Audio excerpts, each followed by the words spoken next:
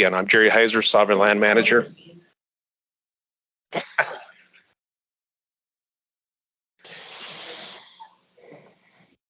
Good morning. My name is Aaron Gronza. I'm the Director of the Regulatory Divisions for the Department of Water Resources. Good morning.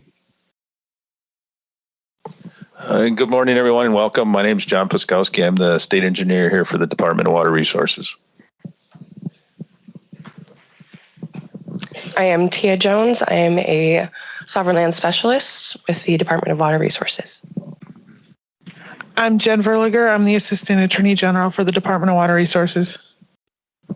I'm Shanna Brost. I'm the Administrative Staff Officer for the Department of Water Resources.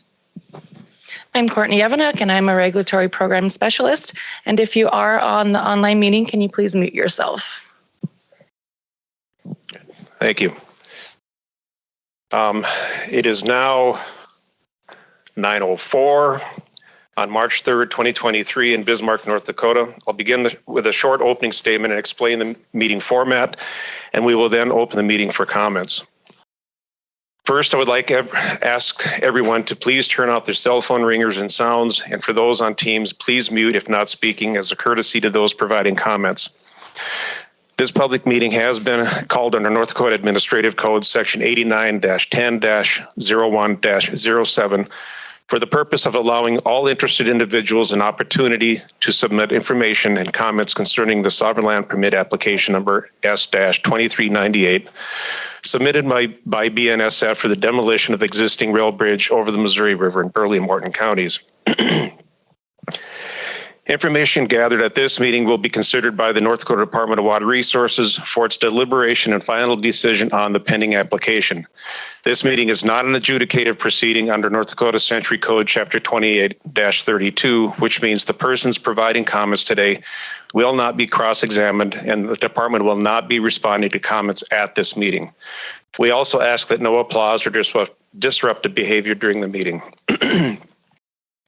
The comments received today will be considered with all other written comments that are received. After consideration of all the comments, the Department of Water Resources will make a determination on the permit application, either to approve as proposed, approve with modifications based on comments received, or denial of the permit. This meeting is being recorded, and we ask that everyone that is intending to provide testimony use the microphone at the podium, and as you notice, unless I'm eating it, it's not picking up. So please speak directly into the microphone. Please sign the registration sheets for the commenters, which is placed at the microphone, and identify yourself for the record before you begin your comments.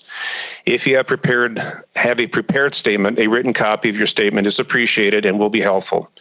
In order to save time, if someone has previously made the same comments you were planning to make, it is not necessary or advantageous to state them again into the record. If you have lengthy written comments or information to present, please summarize what is being submitted when you speak. Both your spoken comments and written information will be fully reviewed, considered, and responded to in the department's written decision. If you would like to receive a copy of the written decision, please print your contact information on the sign-up sheet. That'll be located at the information table. At this point, I'd like to open the meeting for comments, and anybody that would like to start is free to do so. Please be cognizant of the time and the number of those wishing to comment, and the fact that this meeting has been scheduled for no more than 2 hours. Please consider limiting speaking time to no more than 5 to 10 minutes out of consideration for all of those who wish to present.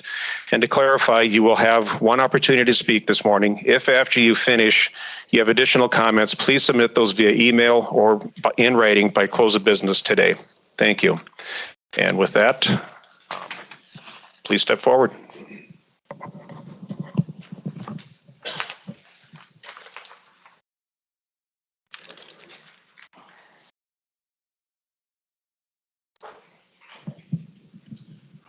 Well, thank you all for this opportunity to speak. My name is Eric Sackerson.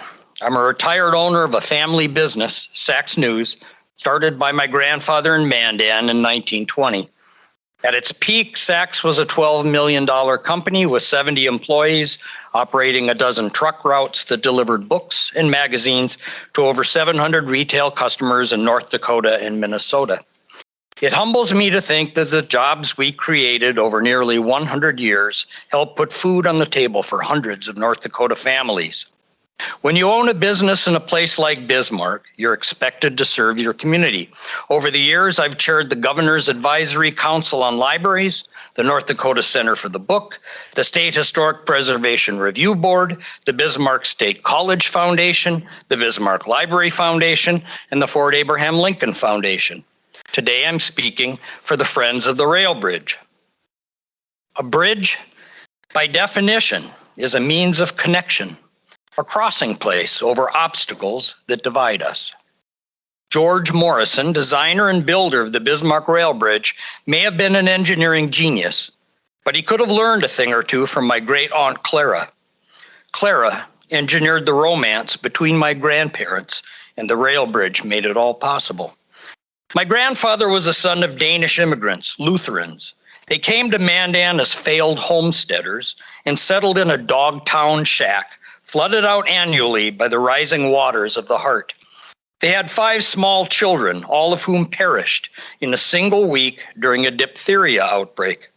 Undaunted, they produced 5 more. The second batch were given the same names as the deceased siblings they never met. 2 of the brothers, like their father, went to work for the Northern Pacific Railroad. My grandmother was a daughter of German-Russian immigrants, Roman Catholics. They started out in a one-room soddy, then moved to the Bismarck side of the river. Their father was a drayman and common laborer. He worked on the construction of the Bismarck Rail Depot, and according to family legend, set a pair of dime store Cupid dolls into the textured concrete.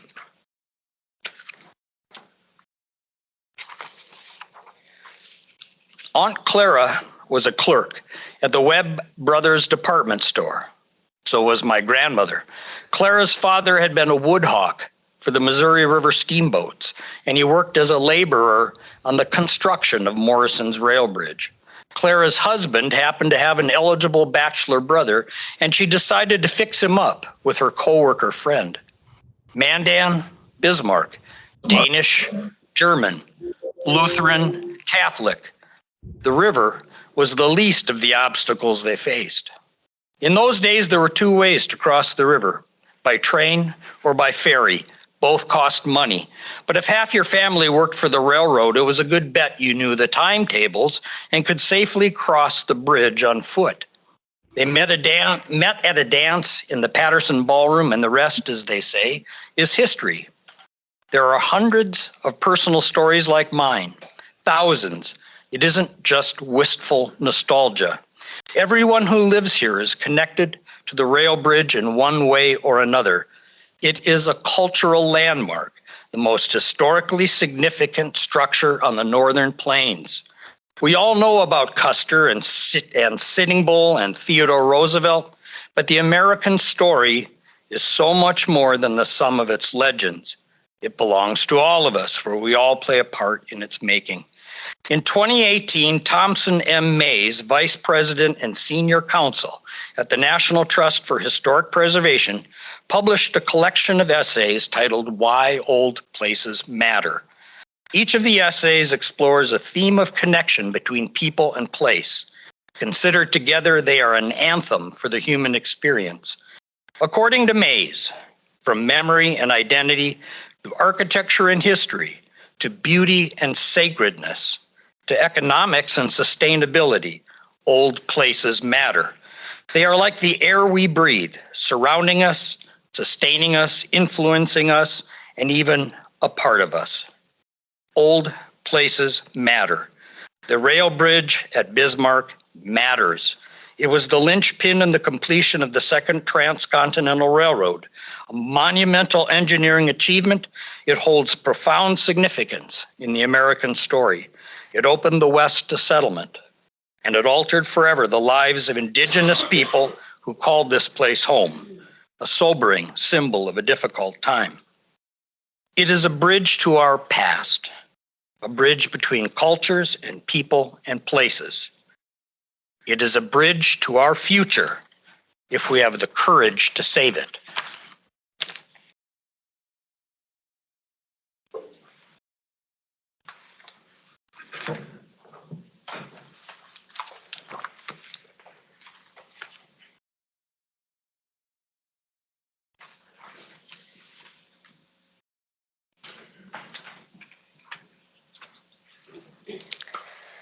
Good morning. My name is Ann Richardson, and I am Secretary for Friends of the Rail Bridge. I'm here to ask you to protect North Dakota's rights and interests by denying this permit to destroy a cherished public asset. Mike Herzog, Director of Bridge Construction for BNSF Railway, said in his public comments here on January 20th that the Bismarck-Mandan Rail Bridge is, quote, nearing the end of its useful life, end quote. This begs the question, useful to whom? That may be true when considering it as a railroad bridge. It may be unable to handle their long-term plans for growth. I can't comment on that. But it certainly has not reached the end of its useful life to the citizens of North Dakota. In those same comments, Mr. Herzog enumerated 3 specific goals that BNSF's project absolutely requires. 1, piers that accept a second track at some undetermined point in the future. 2, minimal impact to the environment, to the public, and to neighboring properties. And 3, and this is the big one, optimize the cost, schedule, and efficiency of building the replacement bridge. He concluded that there was, quote, no reasonable or feasible concept that allowed the existing bridge to remain, end quote. That is a false statement.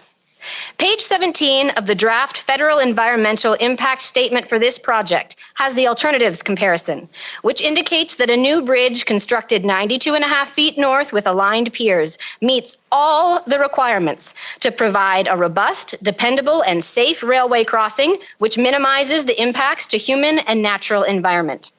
This alternative allows the current bridge to remain standing. If FORB had been able to secure a public partner to take ownership of the bridge during the federal permitting process, it's likely that the alternative I just described is the one that would have been presented to you for permitting.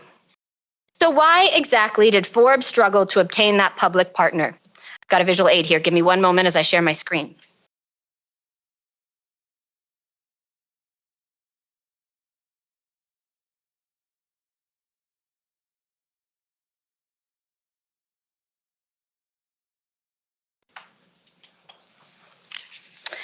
It's because of BNSF's pesky requirement number 3. The alternative that allows the bridge to remain would be much more difficult and expensive for BNSF to construct. To quote Mr. Herzog's January 20th comments again, quote, the longer the spans, the greater the offsets, the much greater the overall cost, nearly doubling the price of this project, end quote. BNSF was not about to take on that cost. They directly interfered with FORB's pursuit of the state of North Dakota as a public partner. On the slide I am displaying and in the documents provided to you today, you can read the handwritten notes of an employee of the Department of Transportation provided to FORB in a public records request in early 2022. The emphasis, of course, is added. It summarizes everything you need to know. The CEO of BNSF discussed this issue directly with the governor 3 times. The governor wanted to save the bridge, but I direct you especially to the note at the bottom of the page. Quote, should the state of North Dakota be that partner? BNSF doesn't like this idea. In the federal permitting process, BNSF successfully lobbied up to the highest office in North Dakota. But hope remains. We, as citizens of North Dakota, have a right to protect our interest in our sovereign lands, and the Department of Water Resources has the obligation to do so. I have given you a copy of an official opinion of the Attorney General of North Dakota, written by Assistant Attorney General Charles Carvell in 2005. In it, he writes, quote, the public trust doctrine requires that the state preserve and protect the public's interest in the Missouri River, and the public's interests are broad. The state engineer, as the guardian of the trust, must carefully review all relevant considerations before acting on permit applications, end quote. In the same document, Carvell cites a case where the state engineer denied, on public trust grounds, a permit impacting 0.2 of an acre on Lake Isabel. 0.2 of an acre on Lake Isabel. Here today, we consider the destruction of what is arguably North Dakota's greatest historical and cultural resource, a treasure of our community, built with all four of its mighty granite piers firmly embedded in North Dakota sovereign land. I would also like to call to your attention the comments from BNSF attorney Laura Mona on January 20th, indicating that this sovereign lands permit application is, quote, voluntary cooperation, end quote, because the 1864 Act of Congress creating the Northern Pacific Railway gave, quote, clear title to the bridge and right of way, end quote. I would like to emphatically state, there is not an exception for railroads under the extensive case law that has developed under the equal footing and public trust doctrines as enunciated by the United States Supreme Court. There is not an exception to the equal footing and public trust doctrines under the 1864 Act that created the Northern Pacific Railroad. These doctrines were well-established principles of law in 1864, and if an exception was intended, Congress could have made one. There is not an exception for railroads from the equal footing and public trust doctrines in the laws of the Dakota Territory that were enacted under the authority of Congress. Rather, 1877 revised codes of the Territory of Dakota has specific provisions that made it applicable to railroads and the construction of railroads in Dakota Territory. These laws were in effect before, during, and after the historic bridge was constructed and tested between 1880 and 1883, and remain in effect as state laws to the present time. Furthermore, the Federal Submerged Lands Act of 1953 removes any ambiguity that the lands beneath navigable waters are, one, lands within the boundaries of each of the respective states, which are covered by non-tidal waters that were navigable under the laws of the United States at such time the state became a member of the Union or acquired sovereignty over such lands and waters thereafter, up to the ordinary high water mark as heretofore or hereafter modified by accretion, erosion, and reliction, and all filled in, made, or reclaimed lands, which formerly were lands beneath navigable waters, as here and above defined. The Submerged Lands Act also confirms state title and ownership of all riverbeds of navigable rivers at the time of statehood and releases any title and claims the United States may have had in those riverbeds and riparian zones. BNSF claims ownership of the bridge and the right-of-way, but they have quoted no language and shown no documentation whatsoever that has granted them at any time the equivalent of fee simple title. The language of the 1864 Act grants them a right-of-way and the right to build the bridge, but does not address ownership. Until they've shown language specifically addressing the fundamental constitutional rights reserved to the states on navigable waterways under the public trust and equal footing doctrines, they have no claim.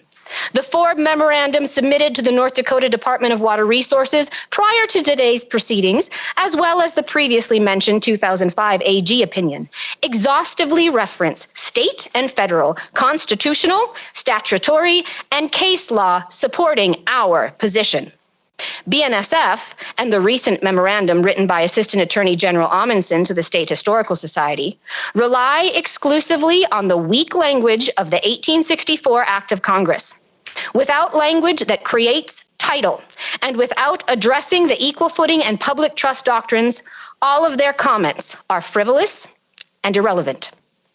Finally, I'd like to say on a more personal note that the media coverage of Friends of the Rail Bridge tends to call us simply a nonprofit or a preservation group. Well, this is accurate. It's a bit of an understatement.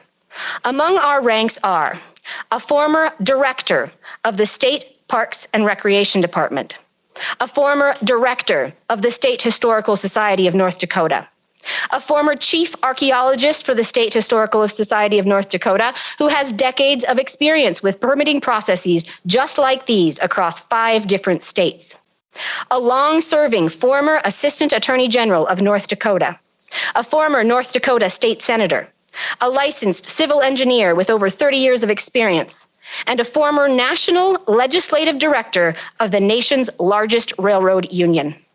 I mention this to be clear that we are not some hodgepodge crew of local activists grasping at straws. Friends of the Rail Bridge is, and always has been, a team of policy experts advocating for the correct implementation of the law. That law is clear, and you should follow it. Granting this sovereign lands permit to BNSF to destroy the historic bridge will result almost exclusively in a private benefit to BNSF, a company with billions in annual profits, with virtually no discernible public benefit to Bismarck-Mandan or the people of North Dakota. On the contrary, it will result in a huge net public harm. They want to build their bridge 20 feet north, just 70 more feet with aligned piers, and the bridge can be saved as an irreplaceable public asset. You have this authority to protect North Dakota's rights and interests. Be brave enough to wield that authority, even if BNSF doesn't like that idea. Thank you for your time.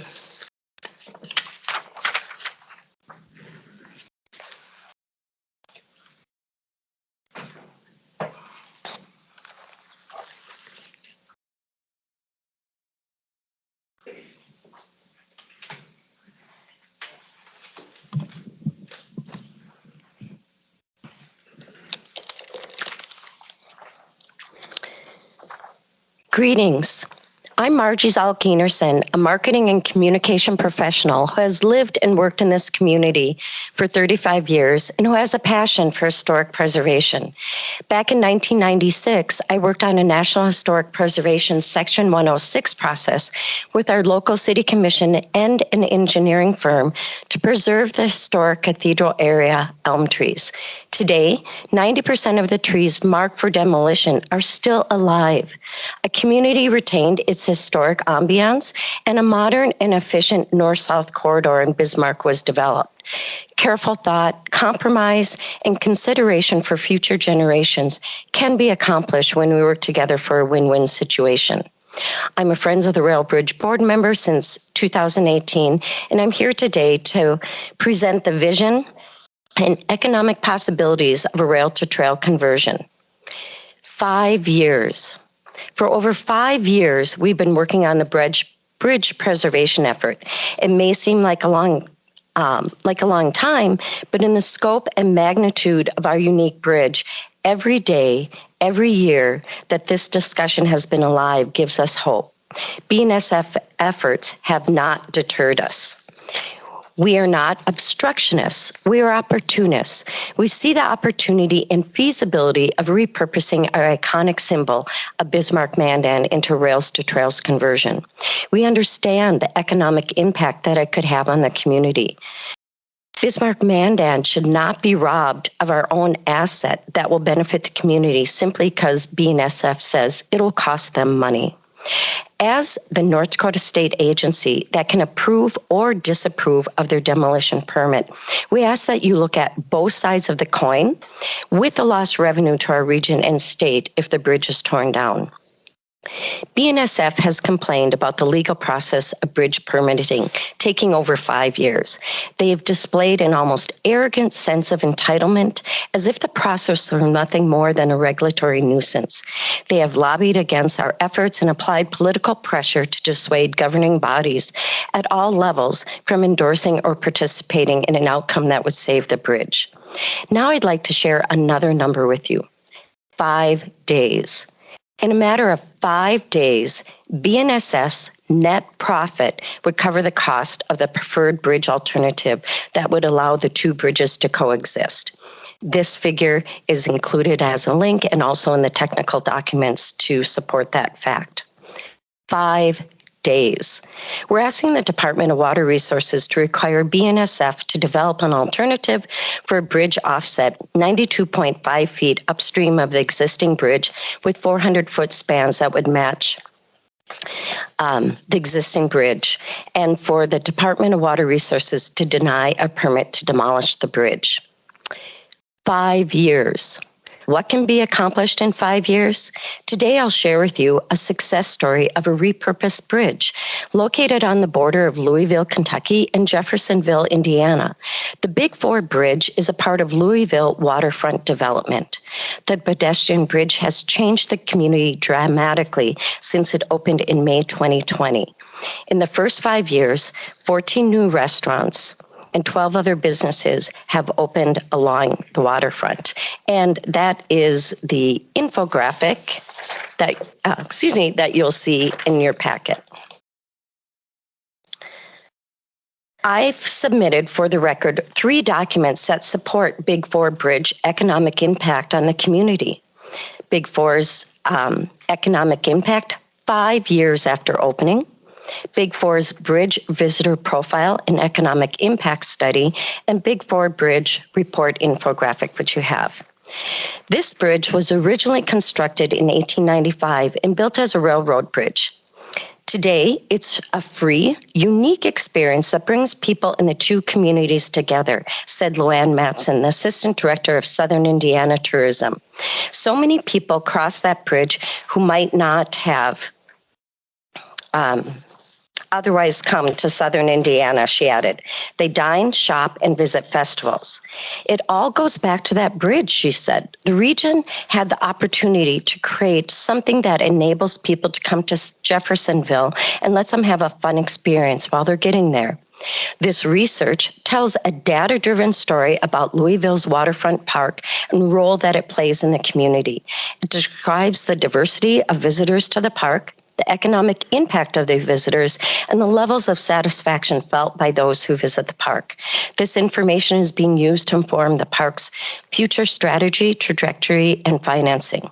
Reasons why people visit the Louisville Waterfront Park and utilize the walking, biking bridge are to see the river, spend time with family, walk the Big Four Bridge, attend an event at the park, concerts, festival, fundraisers, connect with nature, take a picture. More than 1 million people crossed the Big Four Bridge in the first year it was open, according to data from the Jeffersonville Redevelopment and Economic Arm. That figure grew to 1.6 million in 2019 and up from 1 million in 2017-18.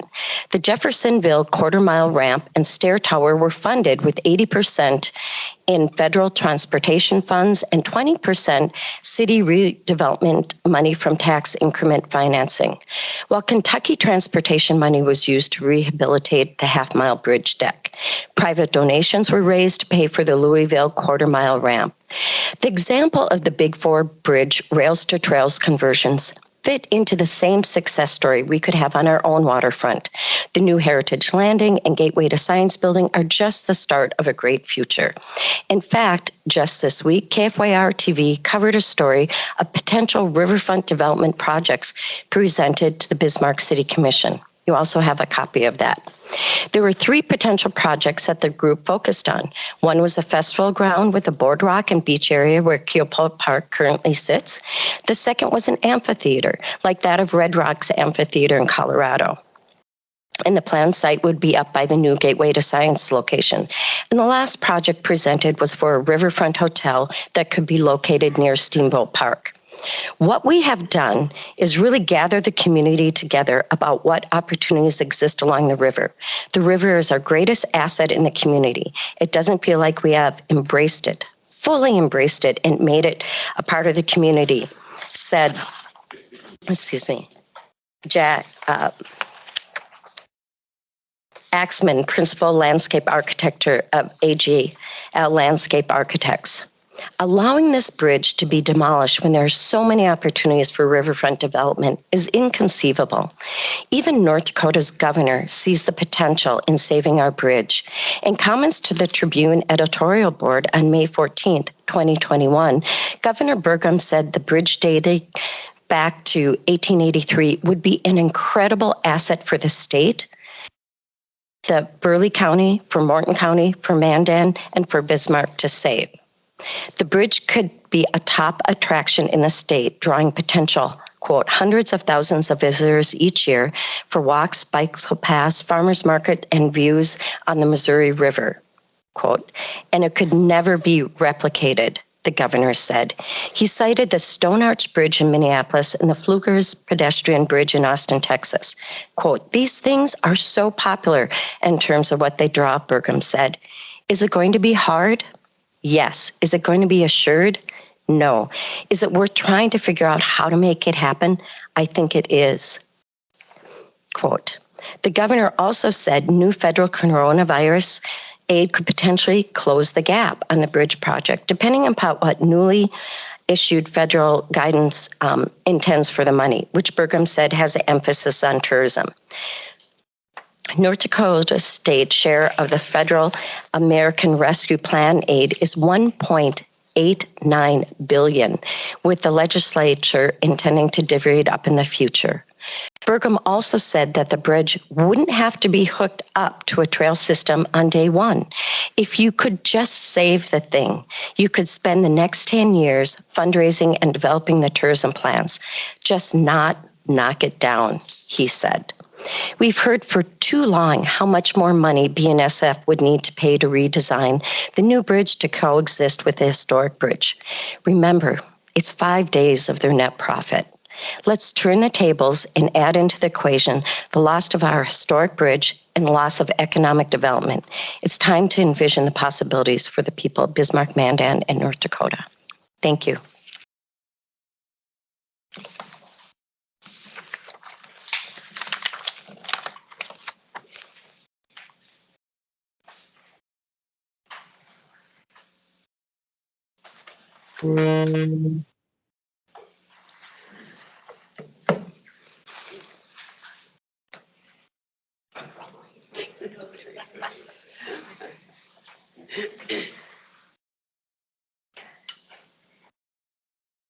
Let's see.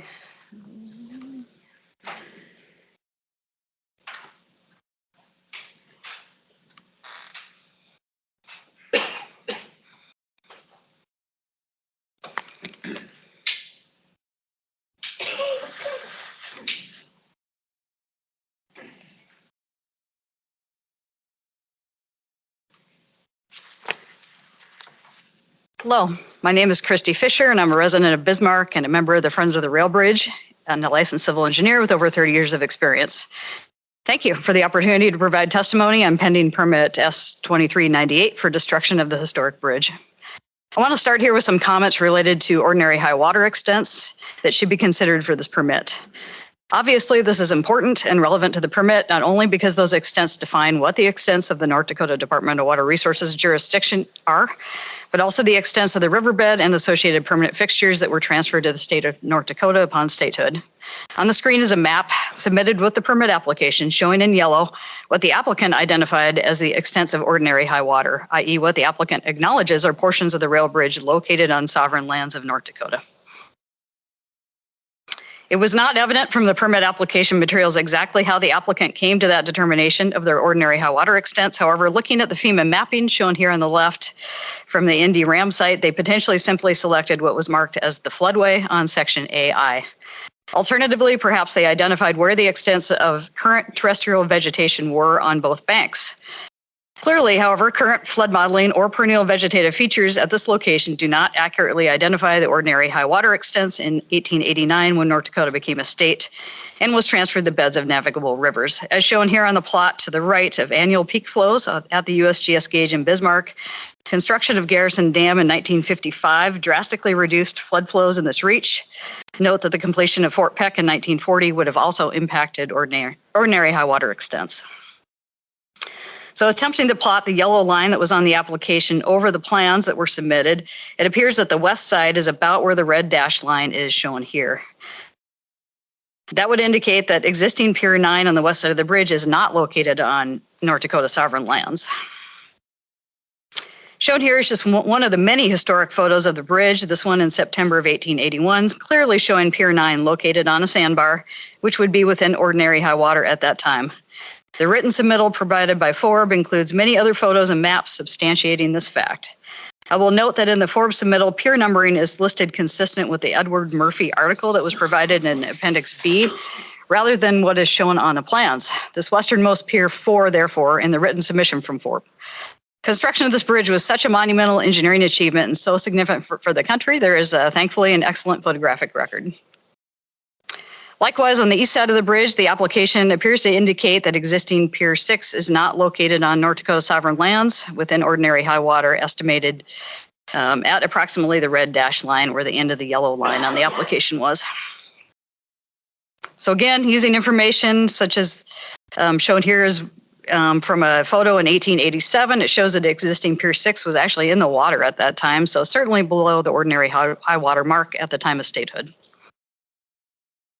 So using information such as the 1872 General Land Office survey map shown here, as well as photos and bridge construction records, the location of ordinary high water can be fairly well estimated, as shown on the photo from a published article written by state geologist Edward Murphy. So the correct ordinary high water extents at the time of statehood are shown at on the map at right, and they would include the entire historic bridge structure. Ownership of the riverbed and affixed permanent structures, in this case, all 4 piers, were transferred to the state of North Dakota at the time of statehood under the public trust and equal footing doctrine. So in deciding on the sovereign lands permit application, the impact of the proposal on alternate uses is required to be considered. In this situation, the best economic outcome for Bismarck and the state of North Dakota is for BNSF to construct a new bridge and turn operations of this historic bridge back to the owner, which is the state of North Dakota. The only rationale BNSF provided to you at the last hearing for not doing this was that it was impossible to keep the old bridge because it would cause a net rise in flood elevations. 2020 modeling by Ackerman Asphalt, a well-respected engineering firm with extensive hydraulic expertise and experience in North Dakota, showed this is not the case. Installation of a flood relief culvert in the I-94 fill section, as shown here, would ensure a base flood elevation increase of less than 0.003 feet. For this particular alternative, that was actually shown with 200-foot bridge spans and a 12-foot diameter relief culverts. I do think, as noted in our previous comments on the proposed bridge design, all of those additional piers could cause issues with navigation, with aggregation, with scour in new places. So that should be strongly considered. But obviously, there are multiple alternatives that could be designed that would not cause a net rise in flood elevations and would allow 2 bridges to coexist, as shown here. So why not do the right thing and build a new bridge and keep the old? To date, at various times over the last 5 years, these are the reasons provided by BNSF. Number 1, it's not possible to do that without causing a net rise in floodwater elevation. That's not true. Ford provided the Ackerman Asphalt modeling to the Coast Guard and BNSF in 2020, showing it certainly was possible. Number 2, it would put the new bridge slightly off the original BNSF right-of-way. That is true. But is that an insurmountable obstacle? Of course not. The North Dakota Department of Water Resources could simply grant a new right-of-way to BNSF for the new bridge. Number 3, it would require a more expensive retaining wall on the east approach, as well as additional construction work for realignment. I would point out the savings from not having to demolish the historic bridge, particularly given the North Dakota DEQ new requirement in their permitting that the piers be removed not just 2 feet below the riverbed, but all the way down to scour depth. Those costs would easily cover the cost of a sort of a state-of-the-art retaining wall with soil nails, incorporated drainage, welded wire facing, something along those lines along that east bank that we all know is fairly unstable. Their 4th rationale was that North Dakota could never afford to convert the historic rail bridge to a pedestrian bridge anyway, so why leave it? I'll point out that the Teddy Roosevelt Library, a project reportedly in the cost range of around $100 million, is moving forward under a public-private partnership. According to the NDSU study that was done, structural and pedestrian safety improvements to this bridge would only be 10 to 20% of that cost. So my final point is that even if keeping both bridges was slightly more costly, it would still be the duty of the Department of Water Resources to require this. It's no different than a private corporation putting an oil pipeline under the Missouri River. Just like a railroad, those oil pipelines are critical infrastructure for our state, but you don't permit the absolute least cost method of constructing a pipeline under the Missouri. You require construction with higher cost techniques to protect water quality. Your duty to protect this bridge, for all the reasons discussed today, is exactly the same.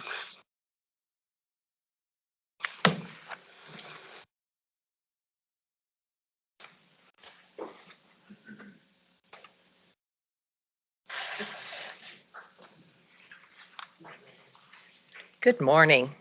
My name is Signe Snorland. I've been working in historic preservation and environmental protection for more than 50 years.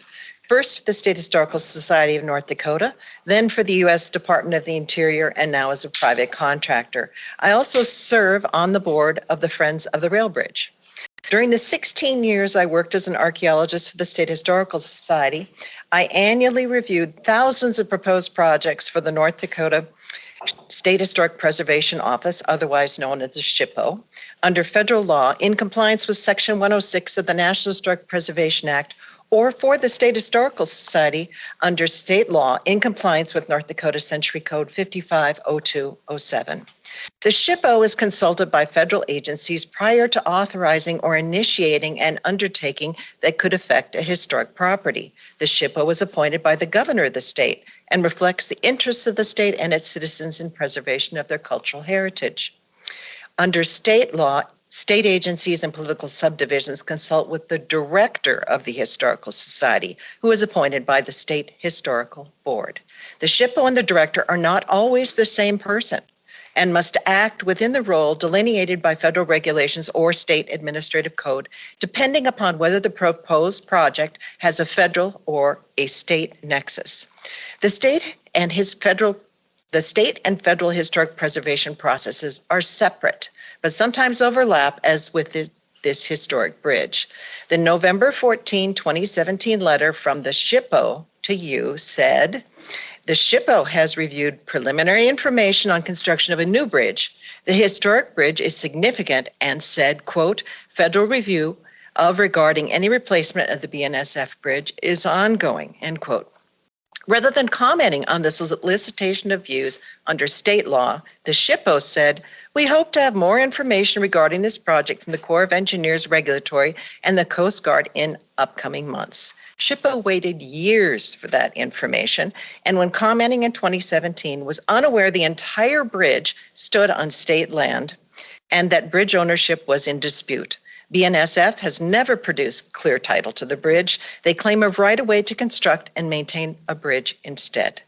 State Statute 550207 protects historic sites or artifacts located on any land owned by the state or its political subdivisions that are, in the opinion of the director, significant and understanding and interpreting the history and prehistory of the state. Once the director has determined a site to be historically significant, it, quote, may not be destroyed, defaced, altered, removed, or otherwise disposed of in any manner without the approval of the State Historical Board.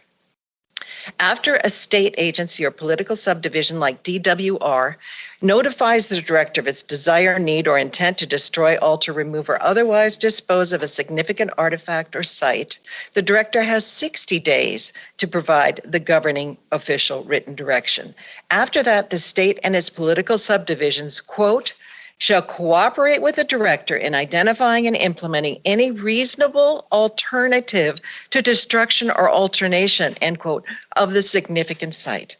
The Historical Society should be given a chance to review and amend their comments on the construction permit application S-2095, rather than assuming their 2017 response under federal law was sufficient. Most importantly, a letter from the SHPO seeking more information on a federal project is not a response from the State Historical Board under 550207. When, as in this case, a structure of state historic significance, which the 1883 bridge clearly is, the matter must be determined by the State Historical Board. A determination by the SHPO is not legally adequate and does not meet the state statutory mandate. FORB recommends that you give all sovereign lands commenting agencies the updated information in the environmental impact statements and FORB's submittal to you, and that commenting agencies be given an opportunity to amend their comments before you reach a decision on the construction permit, application S-2095. In addition, for the destruction permit, application S-2398, you must work with the director and the State Historical Board to find a reasonable alternative to destruction of the historic bridge after the director finds the bridge historically significant and the State Historical Board objects to its destruction. FORB stands ready to assist the state in converting the bridge into a pedestrian rail bridge, which will be a true historic preservation success story and an economic boon to North Dakota and the communities of Bismarck and Mandan. Thank you.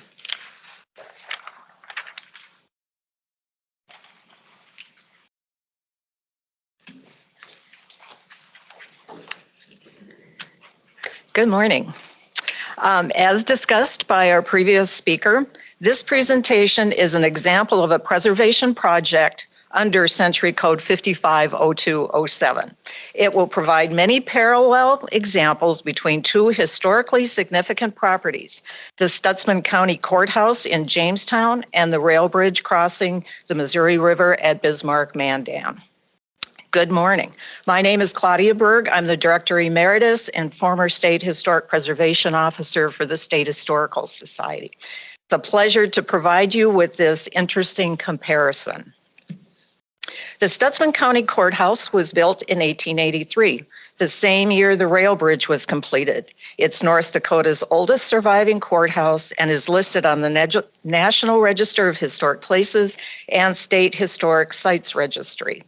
The rail bridge has also been nominated to the State Historic Sites Registry. The courthouse, designed by Henry Koch, a Wisconsin architect, is significant for its architectural style, one of only two county courthouses in the state, the Gothic Revival style, and for its pressed metal interior, which covers the entire interior walls and ceilings of the building, the most complete collection of pressed tin in North Dakota and perhaps in the Midwest. The rail bridge was designed and built by George Morrison, a nationally recognized rail bridge engineer. His design and building techniques for this bridge were revolutionary and, like the courthouse, is still being used 140 years later, a testament to 1880s craftsmanship and present-day local preservation groups. Stutzman County Courthouse is the only remaining North Dakota building directly related to the activities of the 1880 statehood movement. Delegates to the state constitutional convention were elected here, and meetings were held in 1885 to discuss the division of Dakota Territory. Stutzman County Courthouse truly is the birthplace of statehood. The rail bridge also holds significant historical significance. It was the linchpin in the much-needed river crossing at Bismarck-Mandan as part of the Transcontinental Railroad. It allowed the transporting of eastern cattle to western North Dakota, establishing ranching as a viable enterprise, and immigrants embracing the Homestead Act. How different these two communities and the state would be today if this bridge did not exist. Attached to the presentation submitted earlier are 4 presentations written by Tom Ezern, University Distinguished Professor of History at NDSU, for his radio show Plains Folk. Ezern gets to the core of the undisputable importance of this rail bridge. Saving historic structures can be challenging. The courthouse serves as the center of county government until the early 1980s, when Stutzman County vacated the premises and attempted to demolish it in favor of a parking lot. Local citizens under the name Project 83 rallied to save the building, and after more than a decade of legal battles, ownership of the old courthouse was transferred to the State Historical Society in 1991. Restoration efforts have been continuous since the 1990s. Friends of the Rail Bridge, FORB, now at 5 years, is in a similar situation with BNSF. In both cases, plans included building new structures next to the historic structures.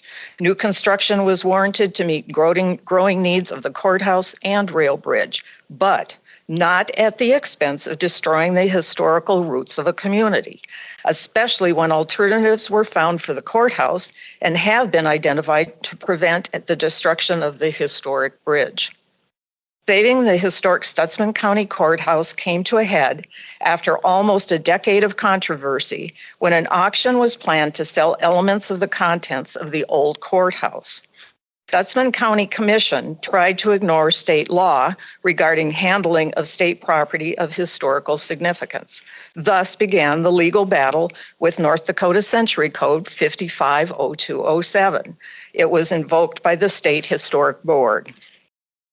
During this time in 1884, Project 83 developed a study for adaptive reuse of the courthouse. In 2019, the Historic Bridge Repurposing Feasibility Study was conducted by NDSU to investigate and develop an adaptive reuse document that clearly illustrates the possible future for the rail bridge.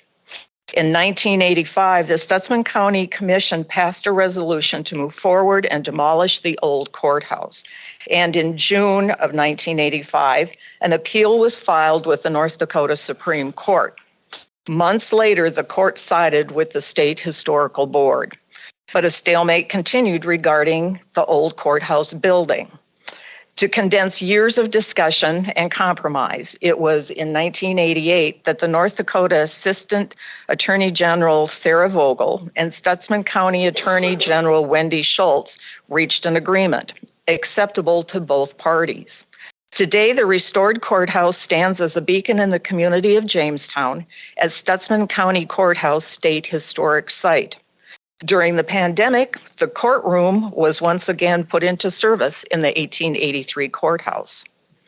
For your reference, to provide a history of the legal activity attached to your original documents are the Superintendent James E. Sperry's excerpts from his annual reports from 1984 to 1988 on the legal activities of this project. Also referenced in your document is the North Dakota Supreme Court decision on the Stutzman County Courthouse. A concluding statement.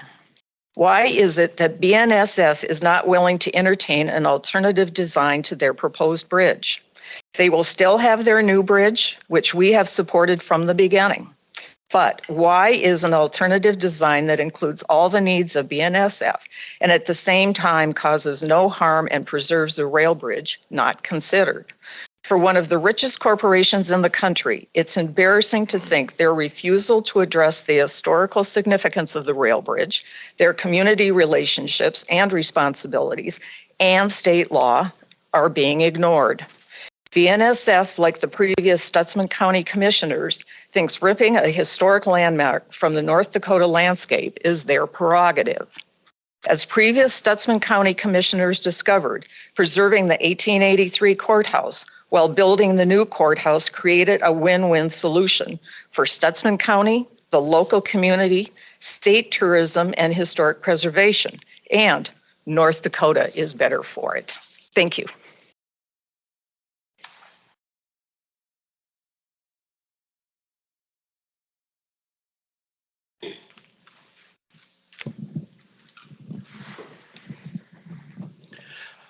Good morning. My name is John Risch, and I'm a lifetime resident of Bismarck and Mandan, and I've spent 42 years in the railroad industry, 30 as a railroad engineer, and my last 10 years as the National Legislative Director for the largest of the rail unions.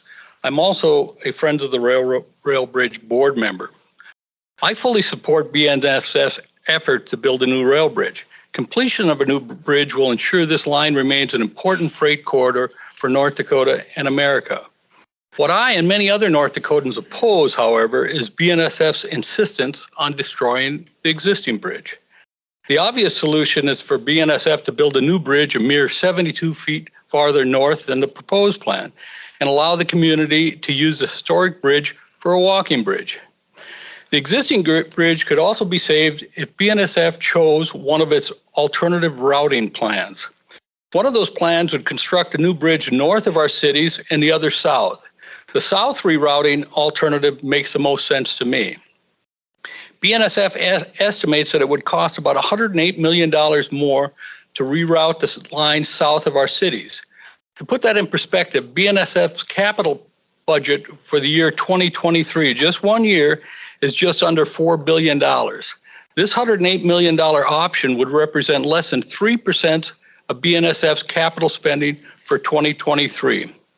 The alternate route would also allow BNSF to sell their Bismarck property and save the expense of tearing the old bridge down. Rerouting the line out of downtown Bismarck would be a good idea for safety reasons as well.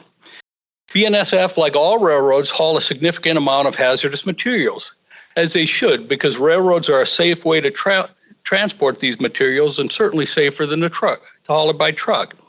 But derailments happen, no matter how safe you are. And when derailments involve hazardous materials, they can be devastating, like what happened recently in East Palestine, Ohio. When an opportunity arises where a major freight corridor can be reasonably rerouted out of the center of a metropolitan area, it should be strongly encouraged and even subsidized by the public. That's the case here. The good news is we already have a tax to provide for this. North Dakota taxes railroad diesel fuel 4 cents a gallon. They've done this for years, and this 4 cents a gallon diesel fuel tax goes into the Highway Trust Fund, and it's used for roads and bridges, and sometimes some of it goes for rail safety projects. Another use of those funds could be for a reroute project around Bismarck. The existing rail bridge has had trains running across it for the past 140 years. As old as the existing bridge is, it's still incredibly strong, with heavy trains passing over it at 25 miles an hour daily, some of them up to 17,000 tons. It's strong enough for folks to walk across it for decades in the future. Again, no one that I know of is opposed to BNSF building a new rail bridge. The only contention is the unnecessary destruction of our existing bridge. Incredibly, BNSF can construct a new bridge and allow our community to preserve the existing one. Had BNSF simply worked with our community to this end, construction of the new bridge would already be well underway. BNSF is solely responsible for the delay of building the bridge because of their unreasonableness. The easy fix for this is for the CFO or Chief Executive Officer of BNSF, Katie Farmer, simply to decree, we'll build a new bridge and you can have the old bridge, and it will be so. That's all it would take. But she's not here and been reluctant. I've dealt with the railroad at the state, local, and national level for years. They can be unreasonable, arrogant, and that's the case on this rail bridge. They get stuck in their ways. We need to preserve the existing rail bridge for tourism, culture, and historical reasons, and as a walking bridge connecting Bismarck and Mandan. I urge that BNSF application to destroy this historic bridge be denied. Once denied, BNSF can submit a proposal to build this new bridge north of the existing bridge, or better yet, build one south of our communities.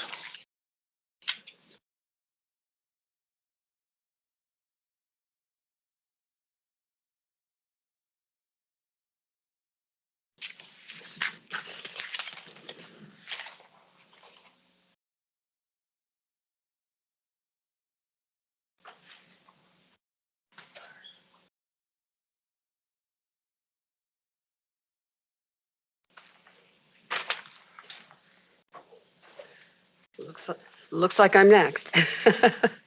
Good morning, and thank you again for the opportunity to address you of the Department of Water Resources regarding Burlington Northern Santa Fe's Sovereign Land Permit Application Number S-2398. My name is Amy Guthrie Sackerson. My education and training has led me to a very professional life. I have been an archaeologist, paleontologist, a fossil preparator, a researcher, and an archivist. I have learned that history gives context to our lives. The past has shaped the towns, houses, and landscapes in which we live, as it has shaped the people who share those spaces and places. We are our past, and we are also the foundation for our future. People matter, places matter, history matters, and vision matters. The Bismarck-Mandan Rail Bridge belongs to our future, as it has belonged to our past for 140 years. To lose it is unnecessary. It is a defining element of this nation and this community. I'm an advisor for the National Trust for Historic Preservation, one of I think 2 in North Dakota.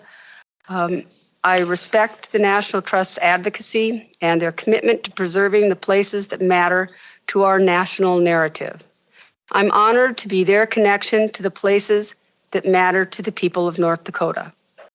For over 70 years, the National Trust has driven the powerful movement to save America's historic places, protecting hundreds of threatened or neglected places each year, and supporting those who seek preservation solutions to complicated issues such as this. Decades of advocacy have shown the National Trust that compromise, vision, and financial creativity are key to developing viable and vital preservation successes. The National Trust offers more than moral support. They offer legal advice, sound organizational models, and a dynamic staff with diverse expertise to help guide preservation issues. Across the country, through the National Trust Main Street America program, nearly $90 billion have been invested in the rehabilitation of more than 300,000 historic buildings. Through their grant program in the past fiscal year alone, the National Trust awarded more than 300 grants totaling nearly $9 million in direct support of America's historic places. In 2019, the Trust listed the Bismarck-Mandan Rail Bridge to their 11 most endangered American places list, a sign of the national significance of this 1883 structure and of the meaning it holds in the unique story of westward expansion across this continent. This list has included, over the years, such iconic American places as Antietam Battlefield, Walden Pond, Little Rock Central High School, the Custer Battlefield National Monument, the Corps of Discovery's Travelers Rest in Idaho, Pompey's Pillar in Montana, and the Manhattan Project Enola Gay Hangar. Also, Angel Island Immigration Station and our very own Theodore Roosevelt's Elkhorn Ranch. Of the 300 plus sites that have been featured on this list since its inception, fewer than 5% have been lost. This is because places matter to us, help shape us, and bind us to our communities. Our history gives us vision for the future we will share.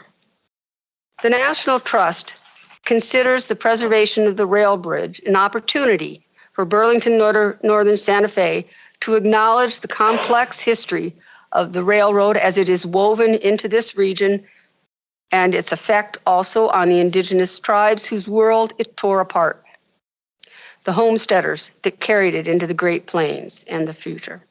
140 years have given this unique structure time to become visually embedded in the communities on either side, becoming an integral part of the sense of place for the people who live here. And I think you can see that in the other testimonies here today.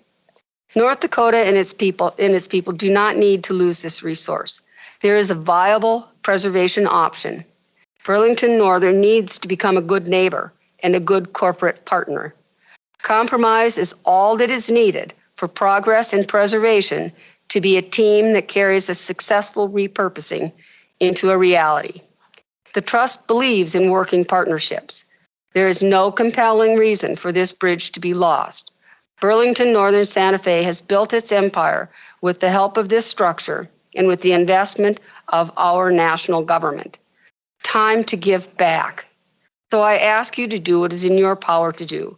Deny Burlington Northern Santa Fe's request for a sovereign lands permit to demolish unless official ownership of the bridge has been determined, a plan for a preservation compatible new rail bridge has been presented and approved, and the 1883 bridge's future secured. Thank you.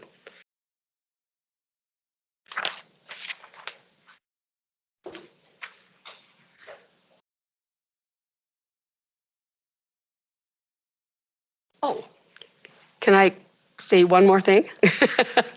On a personal note, because I'm not a North Dakota native, when an issue comes up that you are involved in, we all seek a personal connection. And you've heard my husband with his, and other people have similar stories across this state.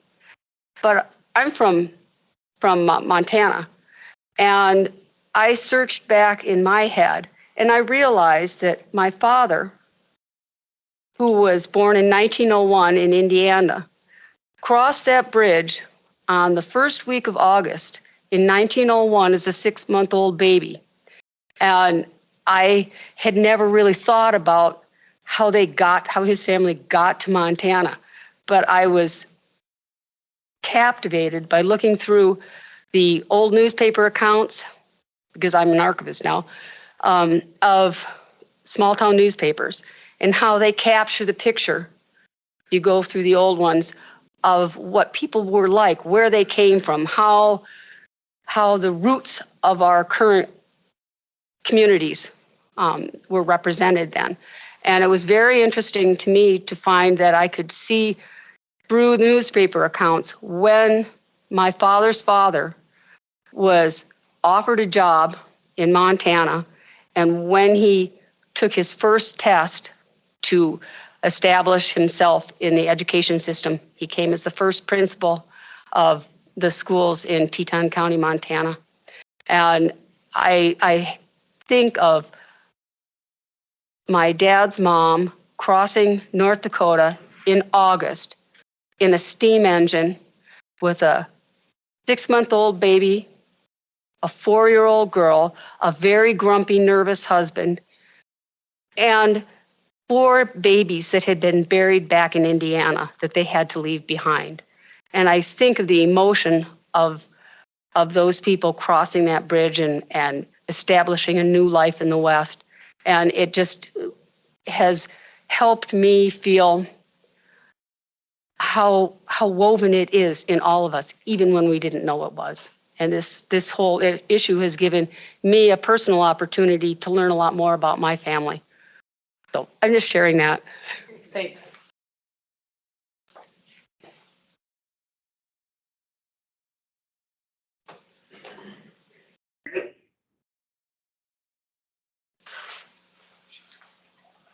My name is Shirley Algerson. I'm a resident of Bismarck and a citizen of North Dakota. I do not have any prepared comments. I did not intend to speak today, but in listening to the testimony, you've heard most of the good points.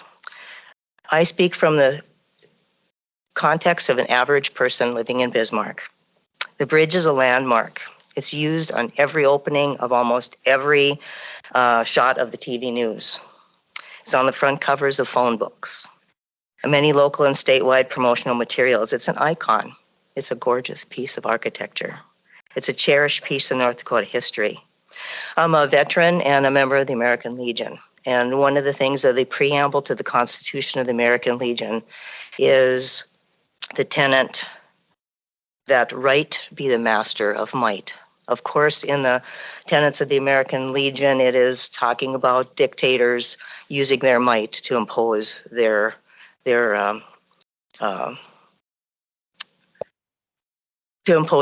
thoughts over what is right. In our context, it is the might of BNSF and their money. For them, it's all about the money. For the citizens of North Dakota, it is all about the respect for our history and the legacy of our historic bridge. Now, the significance of the preamble of the Constitution to the American Legion is that it was written in the most part in France in 1919 by former North Dakota Governor Frank White. His version of the preamble to the Constitution has been changed only once after World War II, and when the word war was changed to wars. I challenge each of you to read that preamble, because if nations and communities and citizens would follow the tenets within that preamble, the world would be a better place. But I go back to the one thing: let right be the master of might. And I continue to look at that in my personal life as what is right versus what is the easiest thing. And again, the might is the power and the money of BNSF. The right is the preservation of this historic icon. Thank you very much.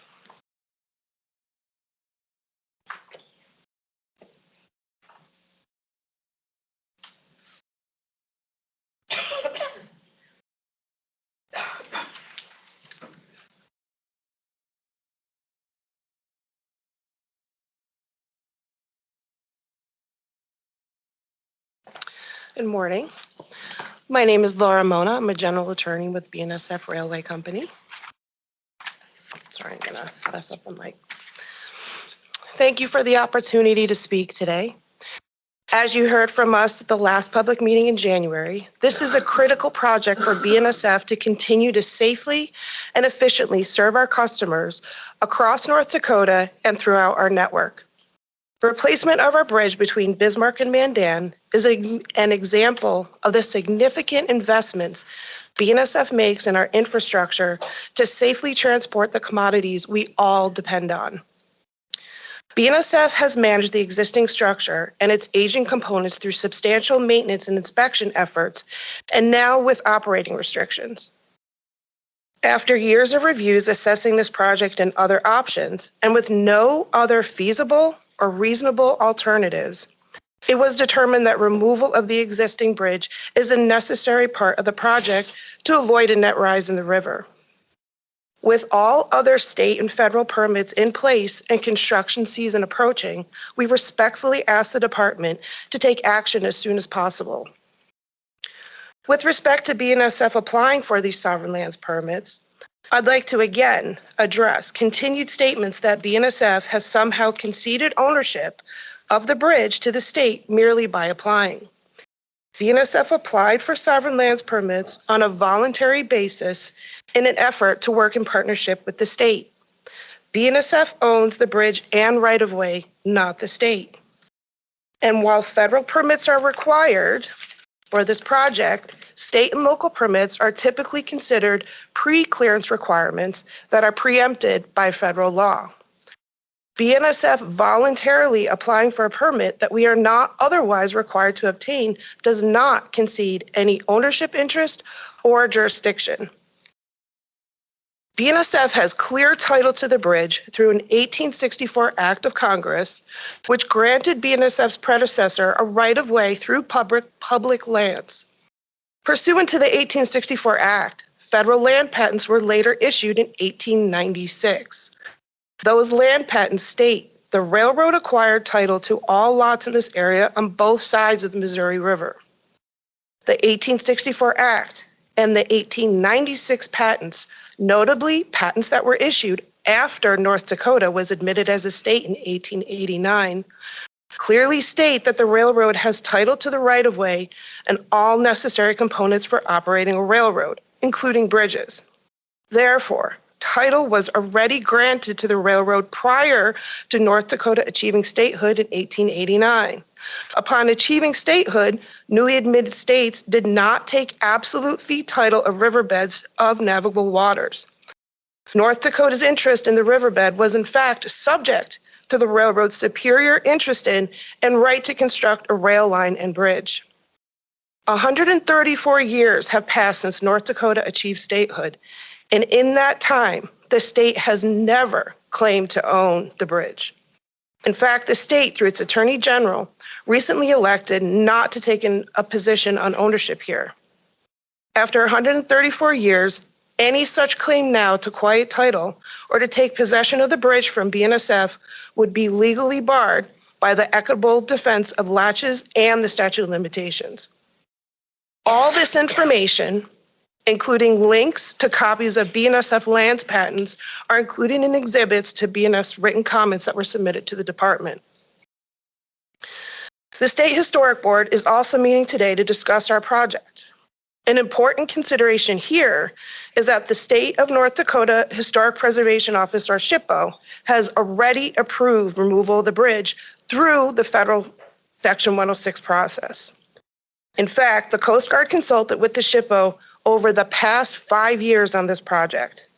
Development of a programmatic agreement, or PA, that covered evaluation of impacts and alternatives to bridge removal, and then the Memorandum of Agreement, or MOA, that addressed mitigation for removal of the bridge, were both prepared in consultation with the SHPO.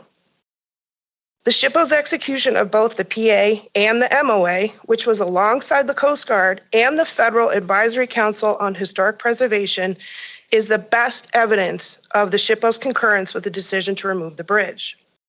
Additional evidence of the SHPO's concurrence is in the PA itself and related correspondence.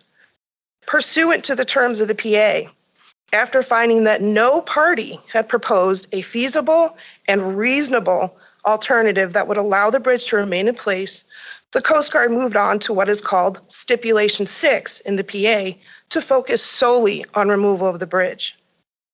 That decision was agreed to by the SHPO in a letter dated June 15th, 2021, which said, quote, "FORB has not provided the information to support the technical or economic feasibility of retaining the bridge.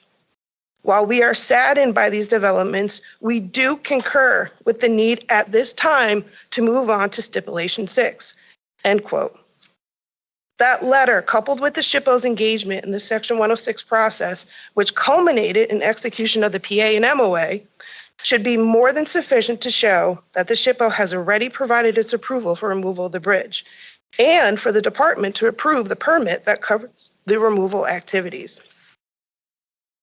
It is important to note that FORB and any other interested parties were given opportunity under the terms of the POA to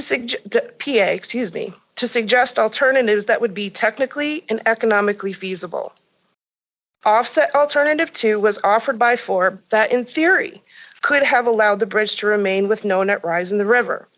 That alternative was included in the NEPA review as explained in detail in the environmental impact statement, but it was not selected by the Coast Guard as the preferred alternative for a number of reasons.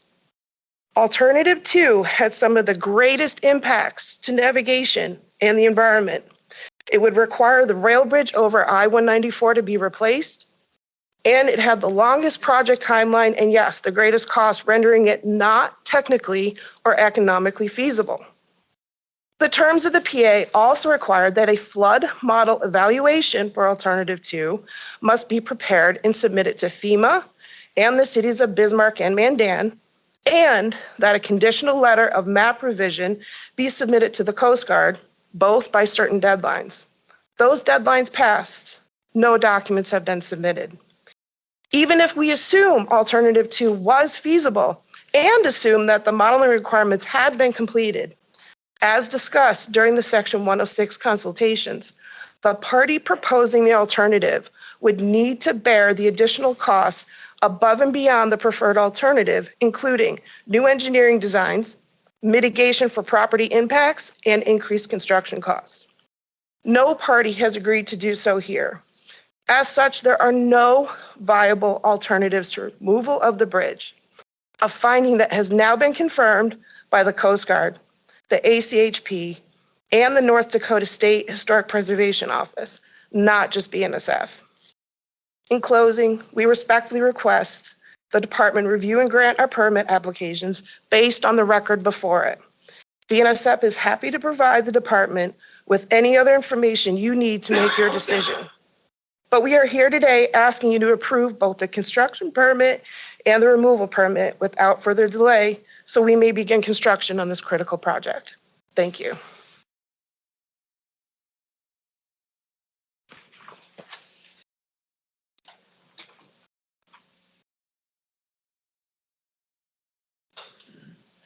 Is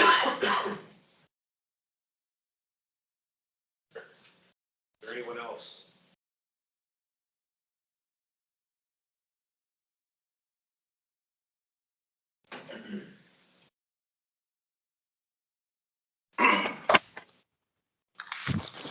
Good morning, and thank you for the opportunity to speak this morning. My name is Mike Herzog. I'm the Director of Bridge Construction for the BNSF Railway. I'm a licensed civil engineer in the state of Kansas and have nearly 30 years of experience in heavy civil and bridge construction. BNSF's project to replace our bridge over the Missouri River is part of our heavy bridge program that focuses on replacing our larger structures over substantial waterways. The project is a condition-based replacement of BNSF's bridge, which translates to the fact that the bridge is nearing the end of its useful life cycle. At a high level, when we talk about the life cycle of a bridge, it goes through three phases of making repairs, placing restrictions, and ultimately replacing. As a bridge ages and experiences fatigue cycles, there is a need to make repairs to maintain the necessary level of service.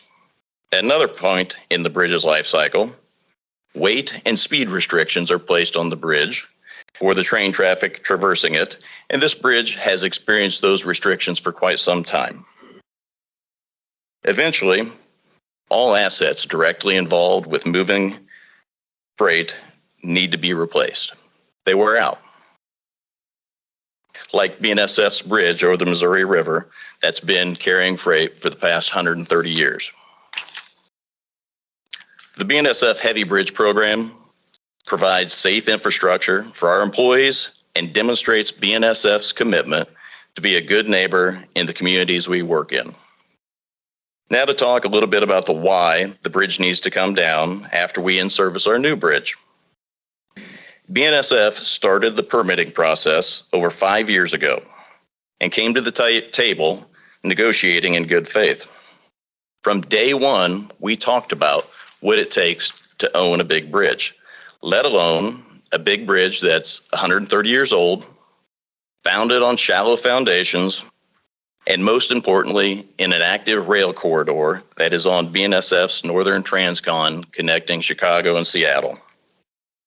In the 5 years of discussions and project development, no legitimate action was taken to address these needs. And I would say this was substantiated in the federal permitting process and the issuing of the federal permits needed for BNSF to build our new bridge and subsequently remove BNSF's existing bridge. Both of the bridges, BNSF's new one and the existing, cannot remain in place because it would create a rise in the base flood elevation. We've heard some comments this morning about a concept for a new bridge 92.5 foot to the north. And while yes, it is substantially increased in cost by orders of magnitude, the other pieces not discussed are the substantial increases in impacts and risk associated with working near the Missouri River natural area and the bluff on the east side that supports the Bismarck water reservoirs atop it. Ultimately, we've done our due diligence around constructing a safe and reliable bridge that will stand for another 130 years, and we will remove the existing bridge in a safe and controlled manner. Thank you.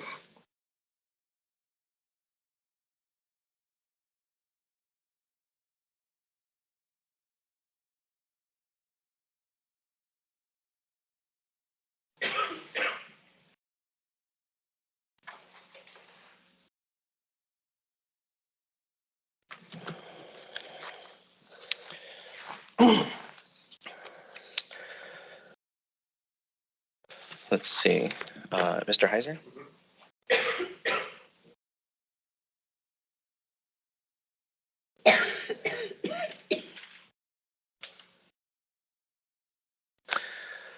Good morning. My name is Nicholas Bradbury. I live here in Bismarck and I work at St. Alexius Hospital. I stand before you today as a North Dakotan and a board member of Friends of the Rail Bridge. I appreciate the opportunity to speak regarding this permit application today. Friends of the Rail Bridge was formed in 2017 with the mission to preserve Bismarck-Mandan's historic rail bridge. We're a nonprofit group of local North Dakotans. No one on our board is paid, and there are no financial conflicts of interest to be disclosed within our efforts. As evidence of citizen support for not allowing destruction of the historic bridge, I present